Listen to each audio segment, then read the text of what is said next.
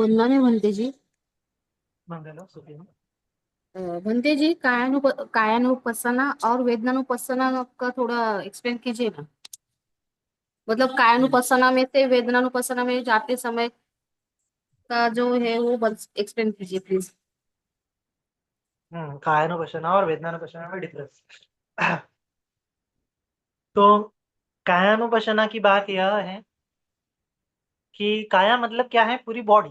Case, केसा, लोमा, नखा, दंता, त्वचा, मांसक, वो पूरा 32 पार्ट्स, जितने भी पार्ट्स हैं, सिर से लेके पांव तक जितने भी हमारे बॉडी के ऑर्गन है, वो सब काया है। तो कहा गया, काया कहा गया। और काया में क्या होता है कि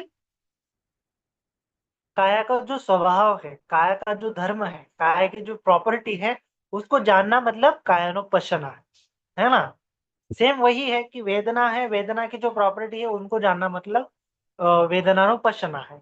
चित्तानुपश्यना मतलब चित्त की जो प्रॉपर्टी है, चित्त का जो स्वभाव है, उसको जानना मतलब चित्तानुपश्यना है। और धम्म वही धम्मानुपश्यना है ना। पश्यना करने का अर्थ यह है कि जो रियल धर्म है, रियल धम्मा है, रियल प्रॉपर्टी है, उसको जानना।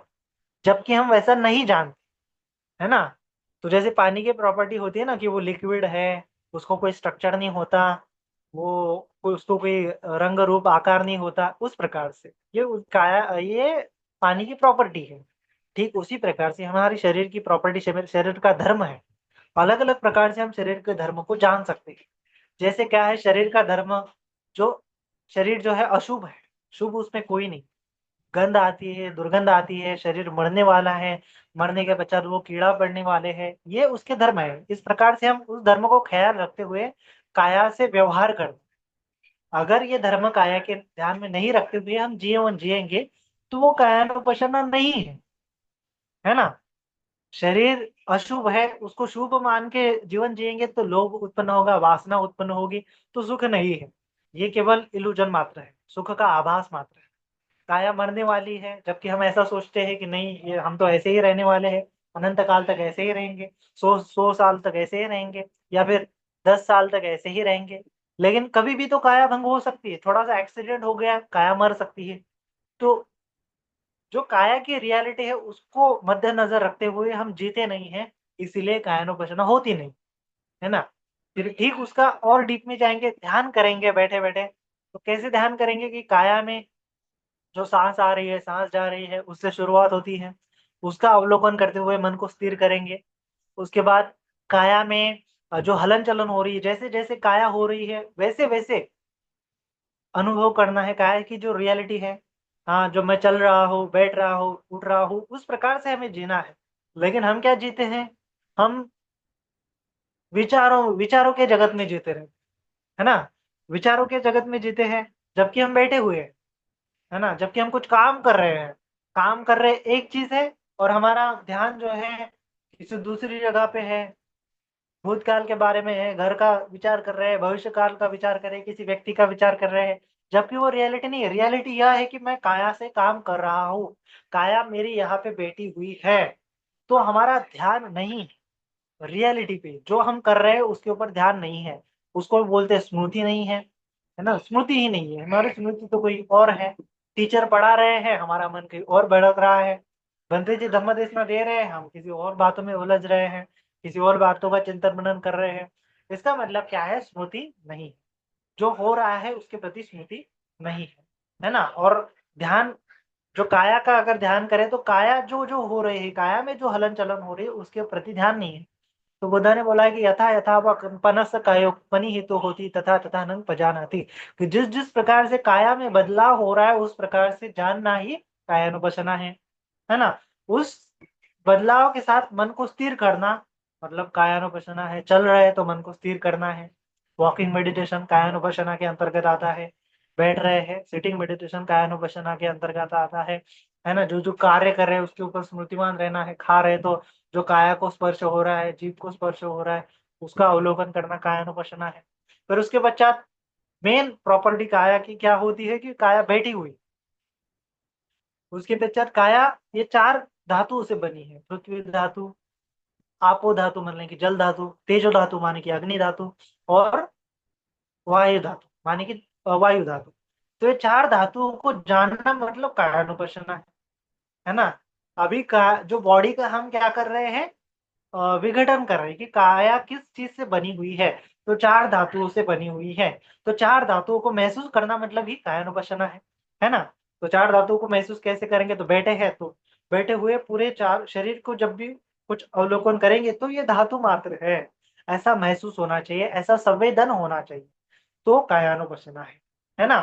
तो काया पे जो कुछ भी महसूस हो रहा है आपको, तो जानना है कि ये धातु है ना। काया में भारीपन महसूस हो रहा है तो जानना है कि पृथ्वी धातु है। हल्कापन महसूस हो रहा है कि जानना है वायु धातु है। तरल सा हलन चलन सी महसूस हो रही है तो जानना है कि आ, तेजो सॉरी आपो धातु है, जल धातु है। एकदम गरम गरम सा लग रहा है, भरी है ना, जलन जलन सा लग रहा है तो अग्नि धातु है। इस प्रकार से जो संवेदना है उसको भी हम जान सकते हैं कि ये धातु मात्र है, तो वो कायानुपश्यना के अंतर्गत ही आता है। इसीलिए ये पूरे शरीर को धातुओं से जानना है ना, धातु है, इसी प्रकार से बोध रखते हुए जानना। आधा घंटा जान रहे हैं, आधा घंटा शरीर का अवलोकन कर रहे हैं, तो आधा घंटा जानना है कि ये धातु ही है। धातुओं के ऊपर ही मन रहना चाहिए, स्थिर रहना चाहिए, प्रतिष्ठित स्मृति धातुओं के ऊपर ही प्रतिष्ठित रहनी चाहिए। उसको बोला है धातु मनसिकार है ना, धातुओं का मनसिकार करना, धातुओं की भावना करना। यह कायानुपश्यना के अंतर्गत बहुत विशेष आलंबन है, धातुओं का आलंबन। इस धातुओं का आलंबन के साथ ही हम आने वाली विपස්සना कर सकते हैं, जो क्या बोलते हैं उसको, पंचो उपादान स्कंद के ऊपर भावना करना बोलते हैं ना। पंच उपादान स्कंद में क्या है, रूप उपादान स्कंद, वेदना, संज्ञा उपादान स्कंद, संस्कार और उपादान स्कंद, विज्ञान उपादान स्कंद। तो जो रूप है, रूप मतलब क्या है, काया।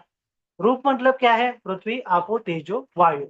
इन चार धातुओं को जानना ही मतलब रूप है। ये अलग है, रूप अलग है, इस प्रकार से जानना कायानुपश्यना। वेदना अलग है, वेदनानुपश्यना। संस्कार अलग है, चित्तानुपश्यना। संज्ञा अलग है, धम्मानुपश्यना। है ना, क्या रह गया आगे, रूप, वेदना, संज्ञा, संस्कार, विज्ञान। विज्ञान अलग है, ये तो विज्ञान में ही सब कुछ चल रहा है। इस प्रकार से विज्ञान संस्कार मतलब चित्त होता है, संज्ञा की जानना मतलब कि ये धम्मानुपश्यना होता है, संस्कार को जानना मतलब चित्तानुपश्यना होता है, वेदना को जानना मतलब वेदनानुपश्यना होता है, रूप को जानना मतलब कि कायानुपश्यना होता है। तो इस प्रकार से रूप अलग है, वेदना अलग है, संस्कार विज्ञान मतलब चित्त अलग है, और जो जानने वाला है संज्ञा है वह अलग है, इसका मतलब धम्मानुपश्यना वो अलग है। इस प्रकार से भी हम ये चार विपස්සना कर सकते हैं। तो रूप अलग है, कैसे अलग है कि ये केवल रूप मतलब क्या है, पृथ्वी धातु, आपो धातु, तेजो धातु, वायु धातु है। इस प्रकार से अलग महसूस होता है, इसीलिए वो काया अलग महसूस होती है। वेदना अलग महसूस होती है, इसलिए वेदनानुपश्यना है। चित्त अलग प्रकार से महसूस होता है, चित्त का अलग प्रकार से वेदन होता है, इसलिए वेदनानुपश्यना है ना। तो इस प्रकार से ये विपස්සना होती है ना। तो कायानुपश्यना में धातु मंसिकार करना सबसे बेस्ट है, उसके बाद वॉकिंग मेडिटेशन करना सबसे बेस्ट है, उसके बाद अशुभ भावना करना सबसे बेस्ट है ना। तो ये कायानुपश्यना के अंतर्गत आते हैं। आनापान सति करना ये कायानुपश्यना के अंतर्गत आता है ना। और फिर इसके बाद वेदना के ऊपर जब हम आएंगे, तो वेदना की प्रॉपर्टीज क्या है, वेदना का स्वभाव क्या है। वेदना का स्वभाव होता है, पहले तो सुख अनुभव होता है वेदना में, फिर दुख अनुभव होता है वेदना में, और असुखद अदुखद वेदना होती है। ये वेदना की प्रॉपर्टीज है, वेदना का धर्म है ना। और वेदना का धर्म क्या है कि वेदना उत्पन्न होते हुए नष्ट हो जाती है। और वेदना का धर्म क्या है कि जो वेदना जो है उत्पन्न होकर नष्ट हो जाती है, उसको मैं मेरा अगर मानूंगा तो दुख है, इसीलिए अनित्य दुख अनात्म है। इसका अवलोकन करना ये वेदनानुपश्यना के अंतर्गत आता है ना। तो जो वेदना है ये अलग है, ये उत्पन्न होते हुए नष्ट होने वाली है। इस प्रकार से उसका ध्यान करना, उसके ऊपर स्मृति को प्रतिष्ठित करना, है ना। स्मृति को प्रतिष्ठित करने का मतलब क्या है, मन स्थिर कर, ध्यान लगना, ध्यान लगाना। साधारण भाषा में कहेंगे, चार धातुओं का ध्यान लगा रहे आधा घंटे के लिए, तो आधा घंटा चार धातुओं का ही ध्यान होना चाहिए, स्मृति चार धातुओं पर ही होनी चाहिए, तो कायानुपश्यना है। वेदनानुपश्यना में क्या है कि स्मृति वेदना के ऊपर ही प्रतिष्ठित होनी चाहिए। ये वेदना आई, ये वेदना गई, ये वेदना सुखद वेदना आई, सुखद वेदना चली गई, दुखद वेदना आई, दुखद वेदना चली गई, सामयिक सुखद वेदना आई, चली गई, सामयिक दुखद वेदना आई, चली गई, सामयिक असुखद दुखद वेदना आई, चली गई, निरामिष सुखद वेदना आई, चली गई, निरामिष दुखद वेदना आई, चली गई, निरामिष असुखद अदुखद वेदना आई, चली गई। इस प्रकार से वेदना का अवलोकन करना वेदनानुपश्यना है ना? तो जो वेदना हो रहे हैं वह वेदना में क्या होता है, चित्त सूक्ष्म हो जाता है। काया में क्या होता है, चित्त पूरे बॉडी में रहता है ना? काया का अवलोकन करता है, एक साथ पूरे शरीर में धातुओं को अनुभव करता है। ये कायानुपश्यना है ना? पृथ्वी धातु है, यहाँ पे आपो धातु, यहाँ पे तेजो धातु, यहाँ पे वायु धातु, पूरे शरीर में धातु महसूस होते हैं। या फिर एक ही धातु महसूस हो सकता है, अगर डीपली ध्यान करेंगे तो पूरा शरीर मानो ऐसा पत्थर हो गया ऐसा लगेगा, है ना? पृथ्वी धातु डोमिनेंट रहेगा रहेगा, किसी-किसी में अग्नि धातु डोमिनेंट रहेगा, किसी-किसी में पूरे धातु तरल-तरल सी होगी, ऐसा महसूस होगा, किसी-किसी को महसूस होगा कि पूरी धातु पूरे बॉडी जो है हल्की-हल्की हो गई, गायब हो गई, वायु सी हो गई, वायु धातु डोमिनेंट है। इस प्रकार से ये धातुओं के तत्व महसूस हो रहे हैं, आधा घंटा तुम्हारा वितर्क जो है धातु रहता है, तो कायानुपश्यना। कायानुपश्यना ये स्पेशली ध्यान को मजबूत करने के लिए है ना? ध्यान को बलवान बनाने के लिए शमथ साधना के अंतर्गत भी आता है, ऐसे बहुत सारे कमेंटरीज़ में लिखा गया है। और वेदनानुपश्यना से फिर विपස්සना की शुरुआत होती है। वेदनानुपश्यना, चित्तानुपश्यना मतलब रियल विपස්සना है। और फिर उसके बाद धम्मानुपश्यना मतलब वो अनंत पद के लिए जाने के लिए बहुत आवश्यक है ना? तो इसलिए ये वेदनानुपश्यना, चित्तानुपश्यना ये मेन विपස්සना के अंतर्गत आते हैं। उसमें हमें अनित्य, दुःख, अनात्म का बोध करना होता है। तो वेदना उत्पन्न हुई, तो वेदना में जो क्षेत्र होता है वो छोटा होता है, काया का क्षेत्र बड़ा होता है। काया का जब हम मनसीकार करेंगे तो पूरी बॉडी का मनसीकार करेंगे, वेदना का मनसीकार करेंगे तो थोड़ा एक पूरे पैर में वेदना हो रही तो छोटा-सा क्षेत्र, उसको जानेंगे, महसूस करेंगे, उत्पन्न हो रही, नष्ट हो रही, है ना? अनित्य है, दुःख है, अनात्मा है, इस प्रकार से वेदनानुपश्यना। चित्तानुपश्यना का मतलब होता है कि चित्त प्रतिक्रिया दे रहा है, वो प्रतिक्रिया दे रहा है, राग है इसीलिए प्रतिक्रिया दे रहा है, द्वेष उत्पन्न हो रहा है इसीलिए प्रतिक्रिया दे रहा है, प्रतिक्रिया दे रहा है इसीलिए राग उत्पन्न हो रहा है, प्रतिक्रिया दे रहा है इसलिए द्वेष उत्पन्न हो रहा है, मोह उत्पन्न हो रहा है। ये प्रतिक्रिया देने वाला चित्त जो है, वो भी तो अनित्य है, वो भी तो दुःख है, वो भी तो अनात्म है। इस प्रकार से जानना मतलब चित्तानुपश्यना है ना? और जो 4 आर्य सत्य का बोध मतलब धम्मानुपश्यना है, पंचो उपादान शब्दों को अलग-अलग करके देखना मतलब धम्मानुपश्यना है। अनित्य, दुःख, अनात्म का बोध हो रहा है इसका मतलब धम्मानुपश्यना है। इस प्रकार से ये कायानुपश्यना, वेदनानुपश्यना, चित्तानुपश्यना और धम्मानुपश्यना है। उसका हम अभ्यास कर सकते हैं, है ना? तो जब भी आप बैठे हैं तो काया का अवलोकन करें तो धातु करेंगे, धातु की भावना करेंगे तो कायानुपश्यना है। वेदना आएँगी, उत्पन्न होंगी तो उसको जानना है कि ये खत्म हो जाएँगे, नष्ट होने तक उसको देखना है, वेदनानुपश्यना है। चित्त रिएक्ट कर रहा है, उसको जानना है कि ये भी रिएक्शन करने का भाव खत्म हो जाएगा। इसीलिए चित्तानुपश्यना, चित्त की भी विपස්සना कर रही है कि राग उत्पन्न कर रहा है अभी, द्वेष उत्पन्न कर रहा है अभी, है ना? तो हमें अलग-अलग कि मेरा आलंबन कौन-सा है, कायानुपश्यना है क्या ऐसा जानना है, वेदनानुपश्यना है क्या ऐसा जानना है, चित्तानुपश्यना है क्या ऐसा जानना है ना? अभी मैं कौन-सी साधना कर रहा हूँ ऐसा नोटिस करना है और उसमें चित्त को स्थिर रखना है थोड़ी देर के लिए, है ना? जो ध्यानांग है उत्पन्न होने के लिए स्थिर रखना बहुत आवश्यक है। चाहे वो काया में रखे, वेदना में रखे, वहाँ पे भी वितर्क विचार उत्पन्न होंगे, प्रीति सुख एकाग्र और चित्त में भी वितर्क उत्पन्न होता है, विचार उत्पन्न होता है। तो उस समय में जानना है कि मैं अभी काया में भावना कर रहा हूँ, कि वेदना में भावना कर रहा हूँ, कि चित्त में भावना कर रहा हूँ। तो उसी के अंतर्गत चित्त को स्टेबल रखें, कम से कम 15 मिनट, आधा घंटे तक। तो आपका ध्यानांग उत्पन्न होता है ना? और उसी में अनित्य, दुःख, अनात्म की भावना करनी।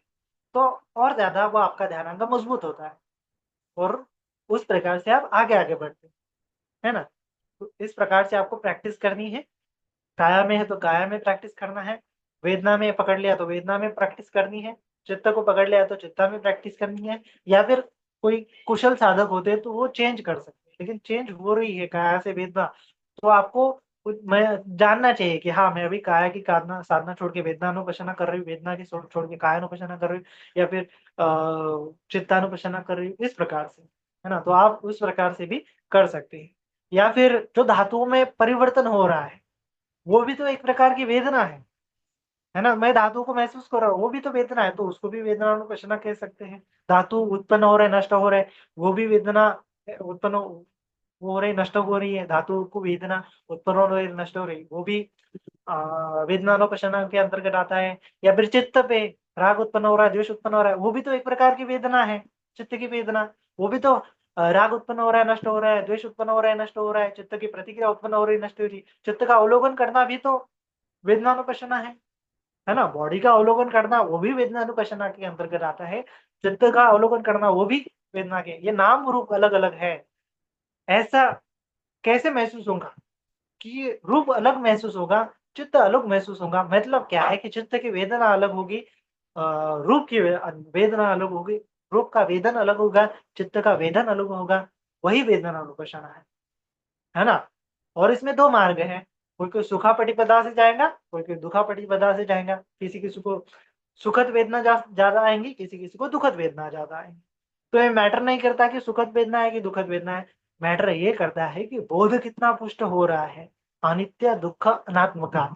और चित्त उस बोध के कारण कितना स्टेबल रह रहा है, कितना डिटैच होते जा रहा है ना। दुख निरोध आर्य सत्य क्या है, अशेष विराग निरोधो। जागो, कितना विरक्त हो रहा है, कितना निरोध कर पा रहा है दुख का, कितना त्याग कर पा रहा है आलम्बन का, पढ़ ही नहीं सको, कितना स्थिर रह रहा है, अनालय, कितना इन काया वेदना चित्ता धम्मा से परे जा रहे हैं, अनालय। तो ये अवलोकन करना मतलब धम्मानुपश्यना है, दुख निरोध आर्य सत्य।